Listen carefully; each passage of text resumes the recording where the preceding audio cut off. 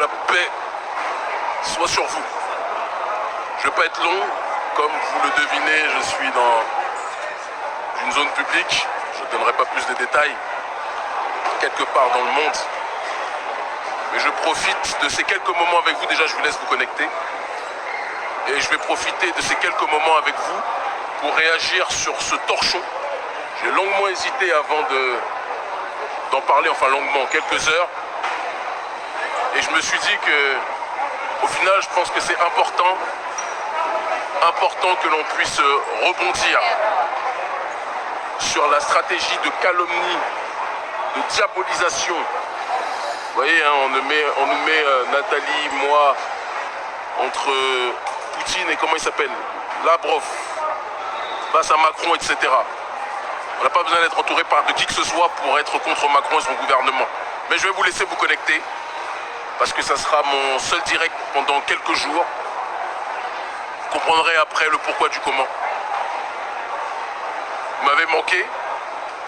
Vous aussi, vous m'avez manqué, vraiment, comme toujours. Je ne le redirai jamais assez, je vous aime en crever. Si je ne vous le dis pas, c'est que je n'ai pas accompli ma mission.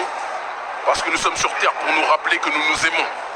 Et que notre peuple sur le continent, dans la diaspora, mais aussi dans les autres parties du monde, là où les Noirs se trouvent, en Mélanésie, en Océanie, en Amérique du Sud, au Moyen-Orient, partout ailleurs, nous sommes un seul et même peuple, même si l'oligarchie occidentale a tout fait pour vouloir nous diviser, a tout fait pour nous diviser, excusez-moi. Je vous aime. Et nous sommes plus proches de la ligne d'arrivée que de la ligne du départ.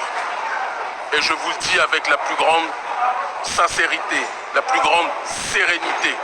On va plier l'oligarchie occidentale d'une façon que eux-mêmes ne pourront jamais, je dis bien jamais, revenir à l'état initial de leur domination. Cette période est révolue. Nous sommes une nouvelle génération. Nous sommes un nouveau type d'hommes et de femmes noirs et rien ni personne ne pourra nous enrayer.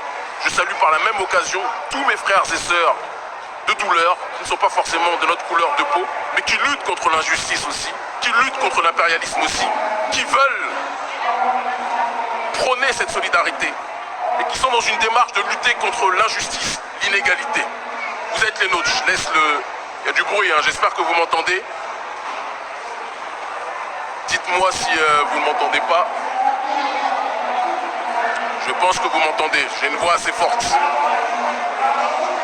Alors, comme je l'ai dit, je vais essayer d'être le plus court possible. Je suis tombé sur ce torchon. Il y a des moments qui regardent, donc je ne vais pas dire ce torche-cul. Je dirais ce papier toilette, parce qu'on ne doit pas être vulgaire. Hein. Ce papier toilette qui me servira en toute clarté et en toute honnêteté pour les toilettes le moment où j'aurai un certain nombre de besoins à effectuer. Ce torchon, donc Jeune Afrique, dirigé par un maghrébin pro-occident, Ben Yamed, je ne sais plus trop comment il s'appelle et en réalité il ne m'intéresse pas car c'est même pas lui qui contrôle véritablement, c'est lui là, le Ben Yamed, un maghrébin pro-occident. Alors moi vous me connaissez, hein. Si vous êtes pro-occident vous êtes mon adversaire, c'est pas compliqué. L'Occident a mis la planète à feu et à sang. Je vis en Afrique, petit rigolo. Et tu le sais pas là, mais là on est en Afrique. Dans un grand endroit, je ne vais pas donner de détails. Voilà. Alors Ben Yamed, voilà, vous voyez, ce mec-là, en pro-Occident hystérique. Un maghrébin qui rêve peut-être d'être sorti complètement blanc. Un maghrébin qui rêve d'être vu comme un caucasien, un visage pâle. Alors qu'il ne reste rien d'autre qu'un bédouin pour les caucasiens purs en tant que tels. Si tant est qu'il existe des caucasiens purs. Donc ça me fait sourire. Et ce Ben Yamed co-dirige le torchon Jeune Afrique avec un colon français, un colon. Et il faut l'appeler comme tel. Soyez patients, je cherche la page dans ce torchon. Il se nomme François Soudan. Alors, est-ce qu'on va trouver sa tête? C'est les aléas du direct. François Soudan, comme son nom l'indique, hein, blond aux yeux bleus, il est ni jeune ni africain. Et c'est monsieur qui se permet de... Bonjour mon frère, ça va? On est ensemble. Et c'est monsieur qui se permet de vouloir parler au nom des Africains. Alors attendez, je cherche rapidement au nom des Africains. Ça fait quand même rire. Et qui dans sa stratégie? Voilà, c'est lui ici. On est en direct. Donc c'est ce monsieur-là, là.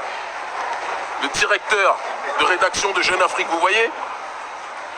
Ok.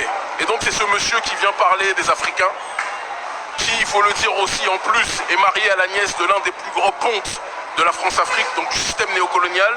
Il est marié à la nièce de Sassou Nguesso, qui est l'un des plus grands pontes de la France-Afrique. Un pilleur, un meurtrier, un assassin. Eh bien le François Soudan que vous voyez là, sa femme est ministre et nièce de Sassou Nguesso. C'est très important quand même que l'on puisse le dire. D'accord? Et ce sont donc ces mafiosi, ces malfaiteurs, ces pilleurs, des gens qui méprisent les Africains, sauf évidemment la chair africaine qu'ils peuvent explorer à tout bout de champ, si vous voyez de quoi je parle. À part ça, ce ne sont pas des gens qui aiment l'homme noir. Et même la femme noire, ils ne l'aiment pas non plus en réalité. Et ce sont ces colons, ces pilleurs, qui viennent vous dire, qui viennent nous dire ce qu'est l'Afrique, qui ont même le culot de dire Jeune Afrique. Alors que nous sommes le continent le plus vieux de la planète et que nous sommes les pères et les mères de l'humanité. Des pilleurs. Ça va mon frère? On est ensemble, on est ensemble. On est ensemble, on est ensemble. On est ensemble les frères. Venez faire un coucou. Ok après. On est ensemble ma soeur. On est ensemble. Merci beaucoup. Merci beaucoup. Merci infiniment. Merci infiniment. Et donc, ce journal-là, Jeune Afrique, a, suite à une collaboration avec les services secrets français, il s'en cache même pas, puisqu'il le raconte dans le magazine, donc ce torchon, Jeune Afrique, parle de guerre froide 3.0 et explique que nous serions donc des agents d'influence de la Russie. Alors c'est marrant. J'ai commencé le combat contre le néocolonialisme, Poutine n'était même pas encore président. J'ai commencé le combat contre l'élite négrophobe, raciste française. Poutine n'était pas encore président. J'ai commencé le combat contre l'impérialisme et la suprématie occidentale. Poutine n'était pas encore président. J'ai été mis en prison. Poutine ne s'intéressait même pas à l'Afrique. Il était encore dans le néolibéralisme, je crois, économique et sociétal. On a mené la campagne contre le néocolonialisme français. Poutine ne s'est préoccupé même pas encore de l'Afrique. Mais ce torchon vient nous dire, parce que pour eux, c'est jouissif. Vous comprenez, le gouvernement français voit les Noirs et ce journal... Attendez, on va laisser le bruit passer. Il y a beaucoup de bruit.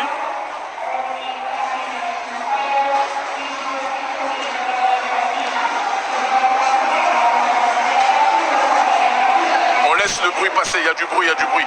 J'espère que vous m'entendez bien. Je vois les ouattaristes passer en commentaire, on les reconnaît à 45 000 fautes dans chaque mot. C'est douloureux. C'est très douloureux pour eux, pas pour nous. Nous, en un clic, ils sont balayés, donc il n'y a pas de souci. Dans la vraie vie, comme sur les réseaux.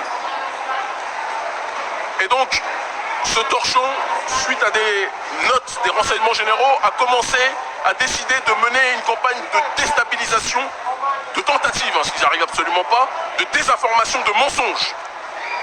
Alors ce qui est assez extraordinaire, c'est qu'ils disent à la fois tout et leur contraire. Ils disent que pour servir leurs intérêts, parce que pour le gouvernement français et pour Jeune Afrique, les Noirs ne peuvent pas décider de se rebeller contre l'impérialisme occidental et contre l'impérialisme français sans l'ordre des Blancs russes. C'est impossible. Parce que nous sommes des esclaves, vous comprenez? C'est le pays de Gobineau, la France. Le gouvernement français, c'est le régime qui continue justement la logique et la politique de Gobineau. Et donc pour eux, quand l'homme noir et la femme noire se rebellent, ça ne peut que être le maître blanc qui nous dit derrière « Mamadou, fais ceci. Kémy, fais ceci. Boubacar, fais ceci. » On ne peut pas décider de ça par nous-mêmes. Non. Nous, pour lutter contre la France-Afrique, on a besoin que Poutine nous dise « Hé, Mamadou, Kémy, luttez contre la France-Afrique. » Vous nous prenez vraiment pour des singes. Vous nous prenez vraiment pour des gorilles. Et même les gorilles sont plus dignes que vous. Ce sont d'ailleurs vos cousins éloignés. On en reparlera le moment venu d'ailleurs. Vous me faites rire. Donc dans ce torchon, ils disent qu'on a été approché, que le gouvernement russe a approché les... Alors ça aussi c'est le nouveau terme. Vous savez, à l'époque, pour discréditer quelqu'un, on disait que c'était un agent communiste. Ils ont dit que Malcolm X était un agent communiste. Ils ont dit que Lumumba était un agent communiste, ils ont dit soviétique, ils ont dit que Oumniobé était un agent soviétique, que tous les leaders, que Cabral, Amilcar Cabral, pas Cabral du Cameroun, hein, c'est vous, que Amilcar Cabral était un agent soviétique. Hier c'était ça. Aujourd'hui maintenant, on ne dit plus agent, on dit influenceur pro-russe, pro-Poutine. Comme si moi j'avais la gueule pour être une pom-pom girl de qui que ce soit sur Terre. Vous m'entendez faire la talakou de Poutine tous les jours? Vous me faites rire.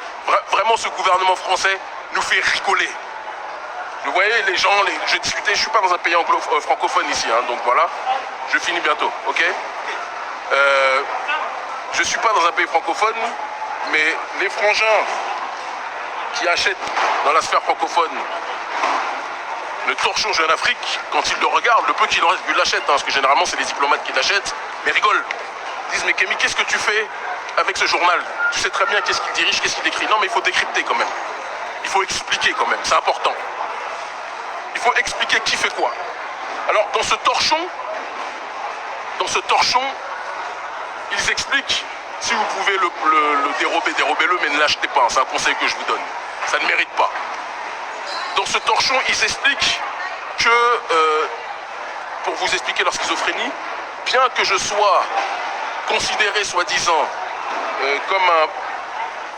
Tu veux tenir? Merci beaucoup, mon frère. Ah, merci infiniment, frangin. Donc là, ça va être beaucoup plus simple. Dans ce torchon, ils expliquent que, bien que je sois proche, soi-disant, des Russes, hein, on parle avec les Russes, on parle avec les Cubains, on parle avec les Iraniens, on parle avec les Turcs, on parle avec toutes sortes d'entités qui sont opposées à l'hégémonie et l'arrogance colonialiste occidentale. Mais ils disent bien, ici, vous voyez, que Kémy Séba, bien que, selon les services de renseignement, donc ils reconnaissent que les services secrets nous suivent, mais il n'y a pas de surprise dessus, d'accord? Ils disent que malgré, alors je lis, si ces liens avec la Russie sont avérés aux yeux des services français, Kémy Séba se garde de soutenir trop ouvertement Moscou. C'est marqué ici. Donc, moi je ne comprends pas votre schizophrénie, gouvernement français.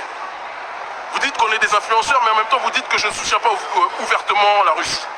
Si je ne soutiens pas ouvertement la Russie, c'est que je ne suis pas un influenceur pro-russe. C'est-à-dire que même quand vous faites vos mensonges dignes du Contel Pro de l'époque, vous n'êtes même pas capable d'avoir un raisonnement structuré.